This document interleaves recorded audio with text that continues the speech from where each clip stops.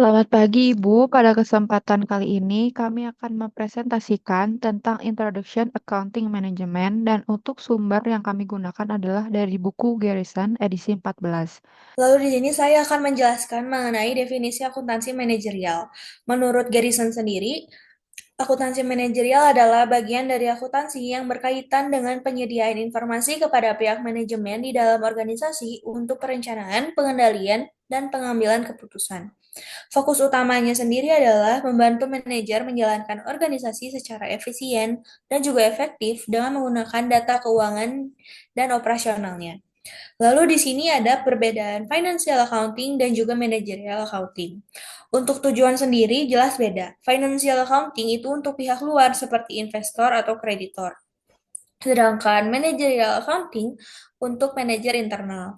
Lalu fokus waktunya, financial accounting ini berfokus pada masa lalu, sedangkan managerial accounting ini berfokus pada masa depan, seperti suatu perusahaan menerapkan decision making, di mana langkah apa yang akan diambil untuk masa depan.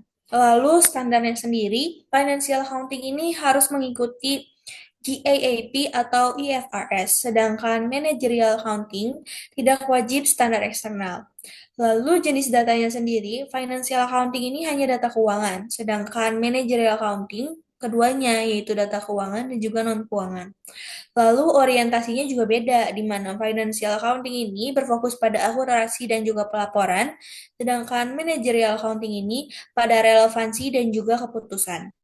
Lalu terdapat fungsi utama, di mana akuntansi manajerial mendukung tiga kegiatan utama manajemen, di antaranya yang pertama, perencanaan atau planning, di mana menetapkan tujuan dan juga menentukan cara terbaik untuk mencapainya.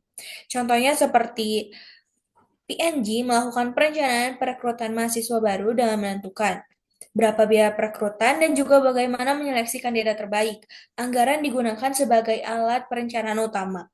Lalu yang kedua ada pengendalian atau controlling, yaitu mengumpulkan umpan balik dan juga membandingkan hasil aktual dengan rencana. Contohnya seperti PNG melakukan evaluasi apakah proses perekrutan berjalan sesuai rencana dan juga apakah jumlah kandidat, biaya, dan hasil wawancara sesuai dengan anggarannya atau tidak.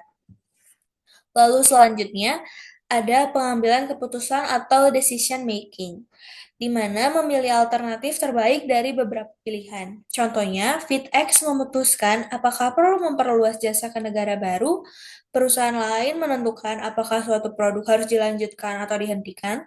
Nah, ketika perusahaan ingin membuka cabang baru, akuntansi manajerial ini membantu memperkirakan biaya, potensi laba, dan juga waktu balik modal agar keputusan ekspansinya lebih tepat.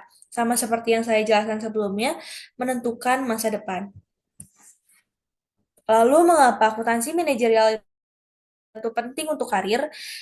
Karena manajerial penting bagi semua bidang bisnis, Garrison menekankan bahwa akuntansi manajerial itu tidak hanya untuk calon akuntan saja, tetapi penting bagi semua mahasiswa bisnis. Keahlian yang dipelajari di sini seperti perencanaan, pengendalian, dan pengambilan keputusan yang berguna di semua bidang, misalnya pemasaran, manajemen operasi, dan juga manajemen SDM. Di mana dia itu menyusun anggaran pelatihan dan juga mengevaluasi produktivitas dari karyawan itu sendiri. Adapun sertifikasi profesional yaitu Certified Management Accountant atau CMA merupakan sebuah sertifikasi profesional di bidang akuntansi manajemen dan keuangan yang diakui secara global. CMA berfokus pada keahlian perencanaan, pengendalian, dan pengambilan keputusan yang sangat penting bagi kantor akuntan non-publik. Adapun pentingnya etika bisnis. Di abad ini, serangkaian skandal keuangan yang menyangkut Enron, Tyco International Health South, Adelphia Communication, WorldCom, Global Crossing, Rite Aid, dan perusahaan lainnya telah memicu perhatian khusus tentang etika bisnis. Manajer dan perusahaan yang terlibat telah merasakan akibatnya mulai dari denda besar hingga penjara dan kebangkrutan. Pengakuan bahwa perilaku etis adalah sangat penting dalam menjalankan perekonomian kita telah memicu berbagai perubahan peraturan dan permintaan terhadap perundang-undangan baru. Nah, adapun kode etik bagi akuntan manajemen. Yang pertama itu mempertahankan kompetensi profesional. Setiap anggota bertanggung jawab untuk mempertahankan keahlian profesional dengan terus-menerus mengembangkan pengetahuan dan kemampuan.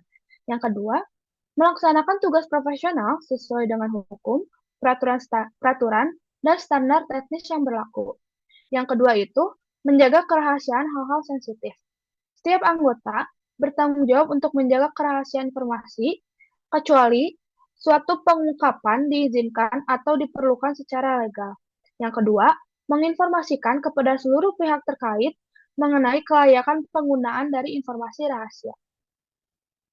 Yang ketiga itu mempertahankan integritas personal. Setiap anggota bertanggung jawab untuk menghindari terjadinya konflik kepentingan. Yang kedua, menahan diri dari penugasan yang akan menimbulkan keraguan pemberian dukungan terhadap aktivitas yang mendiskreditkan profesi. Yang keempat itu, mengungkapkan informasi dengan cara yang dapat dipercaya. Setiap anggota bertanggung jawab untuk mengomunikasikan informasi secara wajar dan objektif. Yang kedua itu, mengungkapkan seluruh informasi terkait untuk memberikan pemahaman kepada pihak pengguna terhadap suatu laporan, analisis, atau rekomendasi. Lalu selanjutnya ada contoh kasus. Atasan Rina meminta agar ia menunda pengakuan beberapa biaya operasional ke bulan berikutnya agar laporan laba bulan ini terlihat lebih tinggi. Alasannya adalah karena perusahaan sedang dalam proses evaluasi kinerja oleh kantor pusat dan manajer cabang ingin menunjukkan hasil yang baik di atas target. Rina sadar bahwa permintaan ini tidak sesuai dengan kenyataan transaksi dan bisa menyesatkan pihak manajemen pusat dalam pengambilan keputusan. Berikut merupakan beberapa kode etik yang dilanggar. Yang pertama, integritas personal. Rina diminta melakukan tindakan yang menyesatkan untuk kepentingan pribadi manajer. Ini melanggar prinsip menghindari konflik kepentingan dan menjaga kejujuran profesional. Dan yang kedua, kompetensi profesional. Sebagai akuntan manajemen, ia wajib menyajikan laporan sesuai standar profesional dan hukum yang berlaku. Memanipulasi waktu pencatatan biaya berarti tidak memenuhi standar tersebut. Yang ketiga, objektivitas dalam informasi. Laporan keuangan yang dimanipulasi tidak lagi menggambarkan keadaan sebenarnya, sehingga pihak pengambil keputusan dapat salah langkah. Lalu, untuk tindakan etis yang seharusnya dilakukan, yang pertama, menolak permintaan secara profesional dengan menjelaskan bahwa perubahan tersebut melanggar prinsip akuntansi dan etika profesi. Yang kedua, melaporkan secara internal ke bagian audit atau Dewan Etika Perusahaan bila tekanan terus berlanjut. Yang ketiga, mendokumentasikan semua komunikasi dan keputusan untuk perlindungan profesional. Dan yang terakhir, tetap menyajikan laporan yang jujur dan akurat sesuai data aktual. Lalu, ada keahlian manajemen proses. Keahlian manajemen proses adalah kemampuan untuk merancang, mengelola, dan menyempurnakan alur kerja dalam organisasi agar lebih efisien, responsif, dan bernilai tambah. Tujuan utamanya adalah mengurangi pemborosan, mempercepat siklus produksi, dan meningkatkan kualitas output.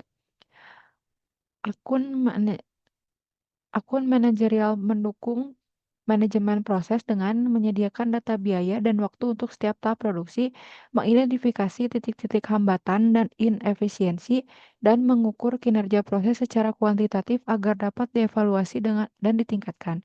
Implikasinya yang pertama, penundaan dan penumpukan di tahap penyimpanan dapat menyebabkan frustasi biaya tambahan dan penurunan produktivitas. Kedua, manajer harus memahami alur proses secara menyeluruh untuk mengidentifikasi dan mengatasi hambatan. Dan yang terakhir, pengukuran waktu dan biaya di setiap tahap sangat penting untuk pengambilan keputusan yang berbasis data. Lalu, hubungan dengan produksi ramping atau lean production.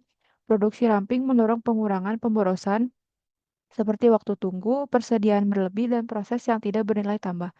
Lalu, manajemen proses yang baik adalah fondasi utama dalam implementasi lean production. Sekian presentasi dari kami. Mohon maaf bila ada salah kata. Terima kasih.